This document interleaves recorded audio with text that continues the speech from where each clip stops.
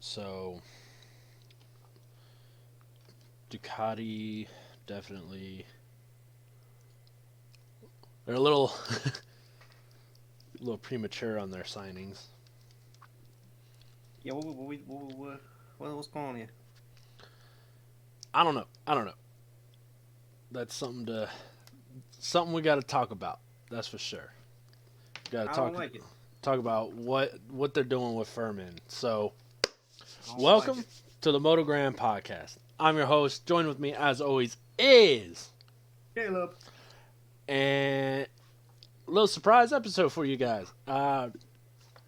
We're thinking about starting to do an episode in between weeks since we can't go 2 weeks without talking about it. So might as well drop an extra episode because why not?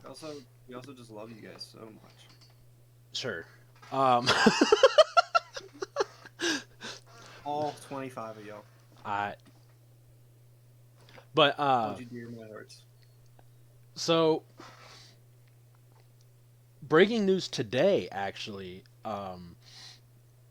What we kind of really want to talk about is Furman Aldeguer got signed to a, a GP ride for 2 years next year. What team that With is, they have left it undisclosed. They haven't told us. Ducati team, You said what? isn't it? I thought it was with Ducati, Yeah, no, it's one of the but four it's on the Ducati teams. yeah. So I mean, we can speculate, and I mean the rumors and the kind of universal answer is he's taking Frankie Morbidelli's ride. Yeah, But with that, I think that's a bad move. I think it's a horrible move. I think Grant maybe Furman is MotoGP ready next season, His but potential. don't give him the GP25. Primac is a factory team. That's it's. We just need to start calling them a factory team. They have the GP24 right now. They are a factory team. So you're giving a rookie a factory ride who had 4 or 5 really good races, and he had a stretch of good races. We've seen that before. Jake Dixon did that. Ayagura did that. Tony Arbolino did that. Aaron Canet did that with a bunch of seconds. I mean, Honestly, to Celestino me, Vietti did that. I mean, Celestino Vietti had a run almost better than Furman, and they were about to give him a MotoGP ride. Now they're not even in. Now he's not. He's not even in like. He's not even a second thought. that's kind of where I thought Furman was gonna be with this year because I mean, you saw first race, he didn't perform very well. So it seems weird to just base all this on like the last like 7 races of last year Mm. or two. It's this is I don't know. I feel like there's way more consistent people in Moto Two that should get a chance before him. I mean, even Alonso Lopez shows just as much, if not more, talent than Furman. I mean, Yeah, I feel like Furman has had a few blips here and there, and then this great run that he had at the end of last season. But a 2 year contract on a factory Ducati team? that's crazy. That's insane. I mean, I don't get it. I don't understand what's the game plan here. Like what if he just flops and then you just have him for 2 years yeah, and we just throw him away like he's just done? if Furman starts to regress, much like Tony Arbolino and Celestino Vietti have since their little streaks, then Ducati's going to be sitting here all season going, wow, we have that for the next 2 years on a factory, on a championship contending bike. I just don't. I really just don't see the point in signing him so early. Were they worried that someone else was going to pick him up? I'm confused. If they were What was the worried, plan here? if they were worried about someone else picking him up, let them. I mean, you have Pecco Bagnaia, Enea Bastianini, Jorge Martin. I mean, you have the uh, two of the biggest title contenders in the last two, and now coming into this season. Quite literally the two Enea, fastest people.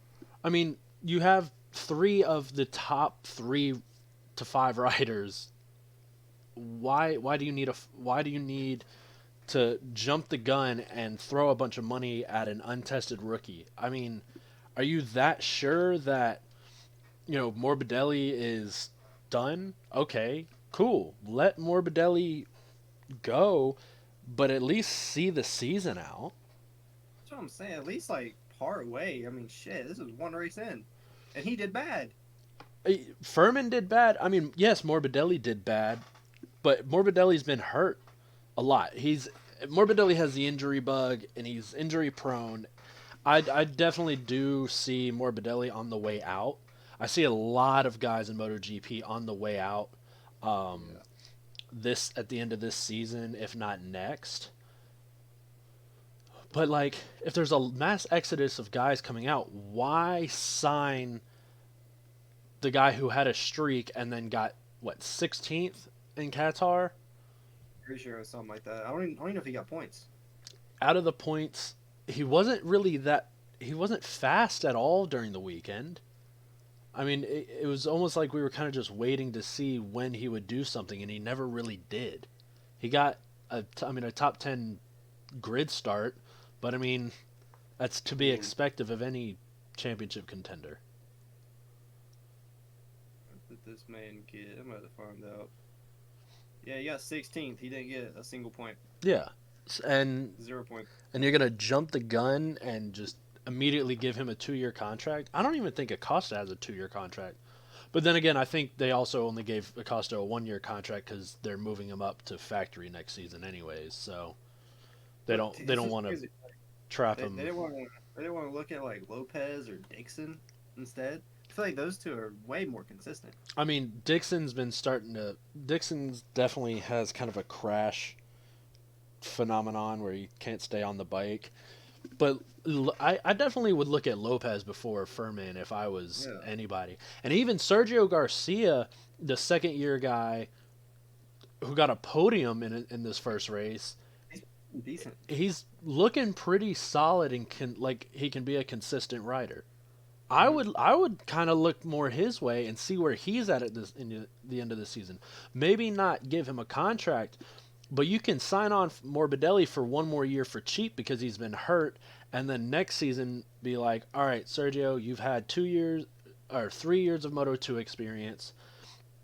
It's time to move up.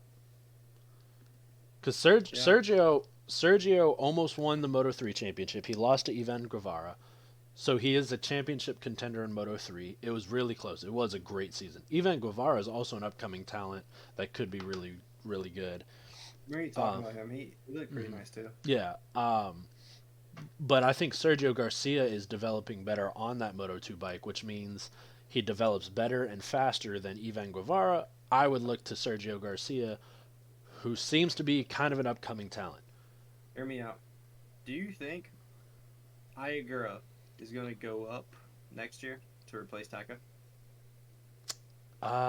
If I can be back in the championship talks, I definitely think they'll bring him up just because Taka, they've been looking for someone to get rid of Taka for the past 5 years now, I feel like.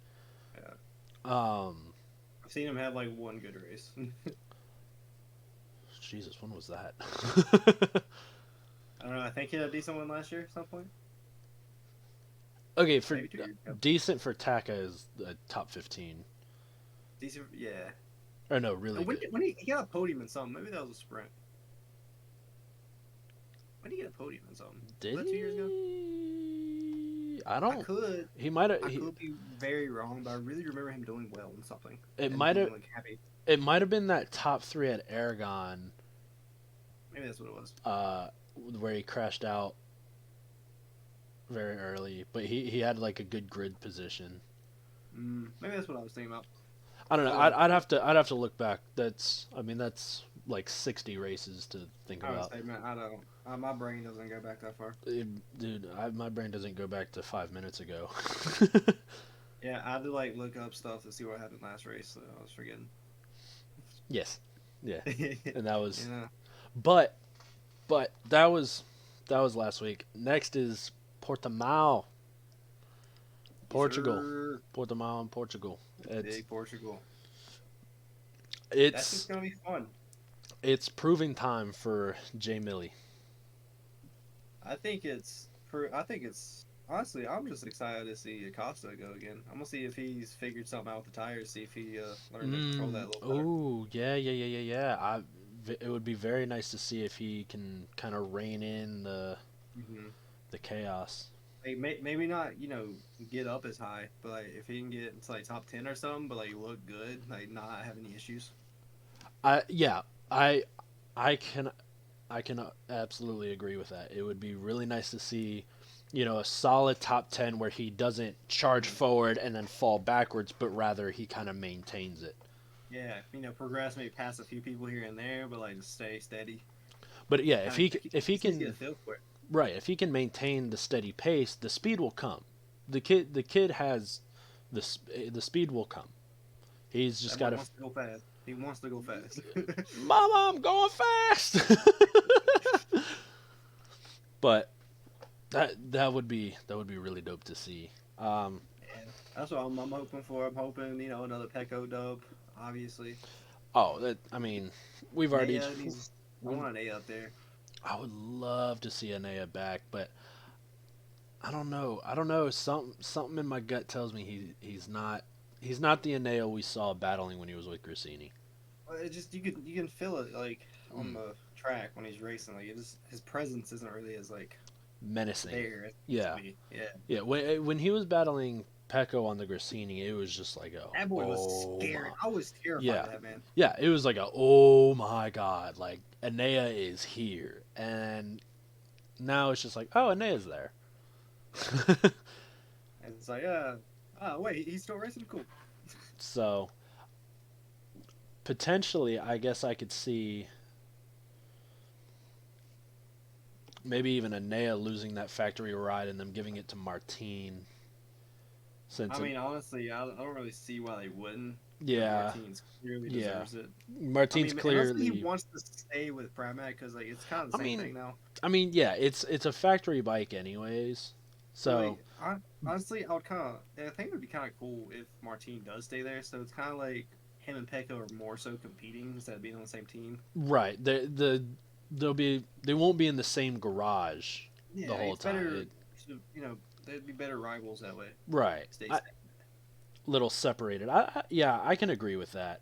However, I, I would understand however, if he had a different team. if if I was Martine, I'd be taking that factory Ducati ride because it'd be a lot more money. Well, see, that's where I'll like bargain with him. Be like, if you want to keep me here, pay pay me, Yeah, I mean, chop it up. yeah, the factory Ducati would definitely be more money, be better status, and there's better support since it's the top Yeah, team. I But just know they Pramac really is only care about Pecco. yeah, you'd be going in as rider number two, Yeah. which at this He, point Martine is rider number one in Pramac. He's never losing that spot until he retires or wants yeah, to switch. So that's what I'm saying. So I don't know. I feel like he maybe wouldn't want to do it. I don't think Martine's the type of dude that wants to go in there and be okay with being the number two guy. yeah, I don't see him being okay with being number two in the garage. I definitely think that Premac can kind of change their colors. I'm still not a huge fan of the purple and red. Yeah, they need to go more like I don't know, like Just go darker kind of. or go purple. Just go full purple. There's no purple bikes out there. Go Yeah, go full purple. Go in on the or purple. just like purple and black or something. Yeah, that would be clean. That'd be sexy. Maybe that's what they're working towards. They're gradually going to it. Yeah, But it's gotta have something hideous first and then make mm, it beautiful. mm. I saw a rumor or something that someone would like to see was Quattararo on Factory Aprilia. When's his contract up with Yamaha? I think this year, or I think Okay, I think technically it was last year, but they extended it one more year. Or no. I think it ends this year. I think it ends this yeah. year. So I thought they extended it whenever he was like winning. Yeah, Pecco I beat him. I think he was winning. They extended it, and then the bike went to crap, and then he was like, "Well, Stuck here. oof." So I think I saw something with everyone's contracts. I think the only people with extended contracts, this was about a week or two ago, was Binder, Pecco, and Aleix. I know Pecco signed for another 2 years or whatever. Pecco has that factory ride until he retires. Yeah, he's never gonna lose that. No, But no. hear me out. What if we got Quartararo On Ducati? You know? I don't think he'd do well on it. I think he's. I mean, he can't do worse than he's doing. That's true. That's true. But I don't know where he would fit. Are you saying he would replace Anea? I'm saying he could. I feel like a lot of people in Ducati right now could be replaced, Or at least chopped and chained, moved around. I don't. Yeah. I mean, I could definitely see Quartararo on. Oh, I feel like I can't see him on a Ducati. It's just gonna be weird seeing him on a bike that's not blue. Yeah. Well, and another thing is the way he rides the Yamaha. It's completely different to how he would have to ride a Ducati. And I think the transition to Aprilia would be easier. It would be easier to go from Yamaha to Aprilia than Yamaha to Ducati. I would like him on Aprilia too. I feel like that'd be fun. Give him. I would really like to see him on Aprilia. Boot out Maverick Vinales. Send Maverick to Trackhouse. Send Raul Fernandez or Miguel to World Superbike. And then somewhere else. And then bring in Jake Dixon on factory Yamaha and let him rot. Oh God, I'm for that. Oh my God. It's a win-win for us. It's a win-win for us because Jake Dixon gets a factory MotoGP ride, so I can be like, yeah, I knew Jake Dixon was a MotoGP rider, and you would love it because he'd be in dead last the whole time. We'd be taking bets on if he's gonna pass anybody. Oh, what's the over/under on how many positions he gains or loses? Oh man. That's fucked up. The amount of we could do it with shots. Turn it into a drinking game. Anytime Jake Dixon gets past or passes someone. Nah. We should do that with fucking Taco. Oh. No, okay. Comments. We need to figure this out. We need to drink responsibly, please. Or don't. But I think we should figure out a MotoGP drinking game. All right. So me and Caleb just chatted off camera really quick because we decided we were going to create our own MotoGP drinking game because looking online, they're from 7 years ago, and they all relate to Cal Crutchlow and Valentino Rossi, and they are retired. So we only have a few rules. Honestly, these few rules can definitely do the trick. Put you under. And if they don't, watch an older race. If they don't, watch Moto3 with these rules played. Yeah, I highly recommend only doing this for GP and maybe 2 if you're feeling confident. If you do Moto3, I cannot promise you'll wake up the next morning. Do not drive a car. do not go racing. But please drink responsibly. This is only for fun. Again, only if you're 21, do it responsibly. But here are the rules. So, drink when you see an overtake. So, anytime there's a pass. After lap 1. And there will be a reason for that, and I'll explain later. Drink when the commentator glazes a rider. So, whether it's them hyping up a Costa over something, or Marquez for being in 5th, or Marquez for being on the bike at all. yeah, anytime you hear a commentator being like, "Oh, they're just so amazing," that's one. Fucking down that shit. The next set is 3-second chug or a shot of your choice, whether you want a 3-second chug of beer or take a shot. Up to you how crazy you want to be. During lights out and that first corner. So when the lights go out and they all dive in that first corner, I'm saying do a 3-second chug or take a shot. That's why whenever you see an overtake after lap 1, because that first corner you'll basically just that first lap you'll just be chugging for 2.5 minutes, and that's probably undoable. And then a 3-second chug or take a shot if someone crashes out the race. So rain races, beware. Do with that what you will. If you want to add rules or if you have any good ideas, comment below. Let us know so that we can add them for when we do it. Because we just want to get drunk and watch MotoGP, baby. I might have to watch MotoGP twice. Like I'll watch the races and enjoy them, and then I'll do the drinking version. I say so, but if we just need to get drunk, watch it, then get drunk and do the podcast. Ooh! Imagine how bad a drunk podcast. Drunk podcast episode could be funny. I won't be fucking punching my chair pretending like it's Mark Marquez. It might get a little violent. Patrick's gonna have to bleep a lot more things, I say. Yeah, that episode might just have to go to the archives. It might just be one long. Every time I talk, it's just... It'll just be me saying something and then. Oh fuck!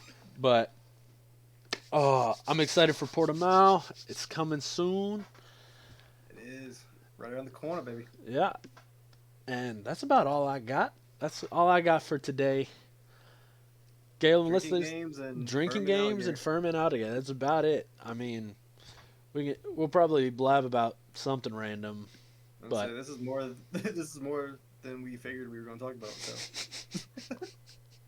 No, what do you mean? We planned this out. Yeah, we had the drinking games set up, last night. Yeah. It was in my notes. Yeah. But this has been the MotoGrandPodcast. I'm Patrick Bailey. I'm calebabee. Double saluting you, baby. Have a good one.